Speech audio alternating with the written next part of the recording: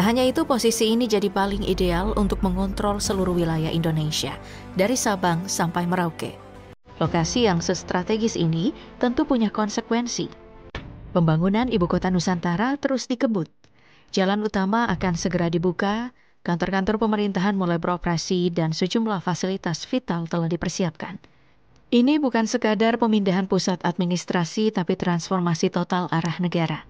IKN berdiri tepat di tengah-tengah Indonesia, di jantung negara, di titik 0 km, persis di garis khatulistiwa. Hal ini yang menjadikannya titik paling strategis secara geografis. Tak hanya itu, posisi ini jadi paling ideal untuk mengontrol seluruh wilayah Indonesia, dari Sabang sampai Merauke. Lokasi yang strategis ini tentu punya konsekuensi. Ia tidak hanya jadi pusat pemerintahan, tapi juga titik vital yang harus dijaga ketat. Apakah ini bagian dari strategi pertahanan jangka panjang, atau Indonesia sedang mempersiapkan diri untuk naik kelas dari negara berkembang menuju kekuatan regional, bahkan superpower?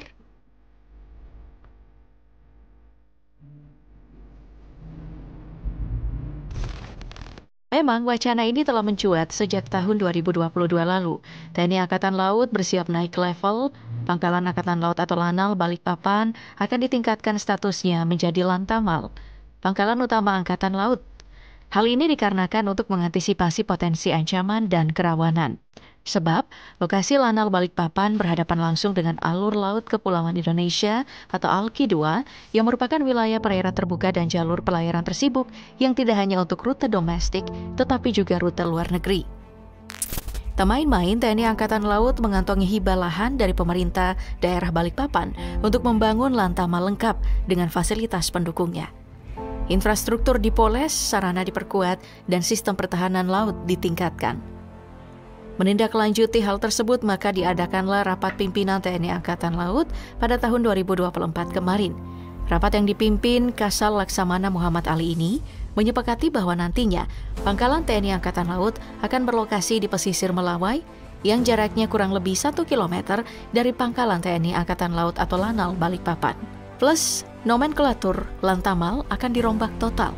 Panglima TNI Jenderal Agus Subianto mengungkapkan rencana perubahan nama menjadi Kodamar, yaitu Komando Daerah Maritim. Bukan sekadar ganti nama, ini penanda pergeseran doktrin dan perluasan peran dalam sistem pertahanan nasional. Rinciannya 8 pangkalan laut akan naik kelas jadi Kodamar A dan 6 lainnya menjadi Kodamar B. Hal yang sama juga berlaku pada TNI Angkatan Udara atau TNI AU. Tak sekadar ikut pindah, mereka membidik pembangunan pangkalan udara berskala VVIP di pusat pemerintahan baru RI. Lokasinya tak main-main. IKN bakal menjadi gerbang udara bagi para kepala negara dan tokoh penting dunia. Maka tak heran jika TNI Angkatan Udara mematok target Lanut kelas A. Mantan Kepala Dinas Penerangan TNI Angkatan Udara Marsikal Pertama TNI R. Agung Sasongkojati mengatakan, rencana ini bukan wacana belaka. TNI Angkatan Udara terus menyiapkan langkah teknis dan meminta dukungan lintas kementerian, mengingat IKN adalah titik temu kepentingan sipil dan militer. Tak hanya itu, TNI Angkatan Udara juga tengah mengatur ulang kekuatan udaranya. Ada 5 lanut yang bakal naik kelas ke tipe A, 2 menjadi tipe B, dan akan hadir pula skuadron serta pangkalan tipe C di titik-titik strategis lainnya.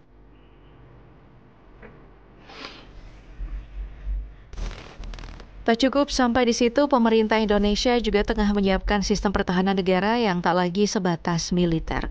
Deputi 4 Bidang Koordinasi Pertahanan Negara, Kemenko Polhukam, Laksda TNI Kisdiyanto menegaskan, pemindahan ibu kota akan mengubah peta pertahanan nasional secara signifikan. IKN bukan kota biasa, ini pusat gravitasi negara. Jika titik ini lumpuh, maka keselamatan Republik ikut dipertaruhkan. Karenanya Indonesia tak boleh lengah. IKN akan dijaga dengan sistem Smart Defense, yaitu gabungan pertahanan militer dan militer yang didukung teknologi mutakhir dan pendekatan deteran aktif. Strateginya disusun berbasis konsep anti-access atau Area Denial A2AD untuk memastikan siapapun yang mencoba masuk tanpa izin akan berpikir 2 kali. Selain itu ada sistem keamanan berbasis kecerdasan buatan yang akan terbuat dalam satu jaringan terpadu bernama One Signal Network. Sejalan dengan konsep Smart City, sistem pertahanan dan keamanan IKN mengusung model Sishankam Rata, yaitu pertahanan semesta yang menggabungkan peran militer dan sipil. Selain pertahanan fisik, strategi keamanan juga menyasar sistem digital, komunikasi, dan infrastruktur vital lainnya agar seluruh elemen di IKN bisa terlindungi dari segala bentuk potensi gangguan. Semua udah diatur sempurna. Selama ini Jakarta yang masih ibu kota negara dijaga oleh sinergi antara Polri, TNI, yakni Angkatan Darat, Angkatan Laut, Angkatan Udara, kemudian BIN dan BSSN. Pengamanan utama harian ditangani oleh Polda Metro Jaya, dibantu Kodam Jaya TNI Angkatan Darat untuk darurat seperti demo besar. TNI Angkatan Darat turun sebagai BKO Polri tanpa senjata api dengan pendekatan humanis. TNI Angkatan Laut, Lantamal 3, menjaga keamanan laut sekitar Jakarta, termasuk pelabuhan dan laut utara. TNI Angkatan Udara Lanut Halim mengamankan wilayah udara dan siap intersepsi pesawat asing. Sementara BSSN menangani ancaman cyber terhadap sistem elektronik vital dan BIN mengawasi potensi ancaman strategis melalui intelijen daerah. Koordinasi lintas lembaga dilakukan lewat Forum Koordinasi Pimpinan Daerah atau Forkopimda yang melibatkan TNI, Polri, intelijen, dan Pemda untuk respon cepat jika ada ancaman. Secara geografis, Indonesia berada di posisi strategis yang menghubungkan Samudra Hindia dan Pasifik. Letak ini membuat Indonesia bukan hanya jalur penting perdagangan dunia, tapi juga berada dalam pusaran tarik-menarik kepentingan global dan regional. Salah satu isu krusial adalah Laut Cina Selatan, di mana klaim sepihak Cina lewat Nine Dash Line masuk ke Z Indonesia di Natuna Utara. Meski tidak termasuk pihak sengketa utama, ketegangan kerap muncul, baik lewat protes diplomatik maupun patroli kapal di lapangan.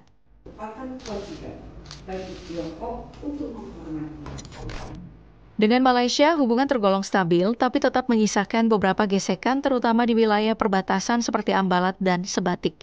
Isu TKI dan klaim budaya juga sesekali memicu sentimen di masyarakat, meskipun koordinasi militer dan diplomasi terus dijaga. Sementara itu di sisi timur, Indonesia berbatasan langsung dengan Papua Nugini. Isu separatisme Papua kadang berdampak pada hubungan kedua negara, terutama dalam konteks lintas batas kelompok bersenjata. Di perairan utara, kawasan Sulu yang berbatasan dengan Filipina dan Malaysia menjadi titik rawan karena aktivitas kelompok bersenjata seperti Abu Sayyaf. Nah, untuk menghadapinya, Indonesia bersama dua negara tetangga membentuk patroli bersama demi menjaga stabilitas. Di sisi lain, Australia berperan penting dalam keamanan kawasan. Meski menjadi mitra strategis, hubungan sempat terganggu oleh kasus penyadapan dan latihan militer dekat wilayah Indonesia. Meskipun kerjasama tetap berlanjut demi kepentingan bersama.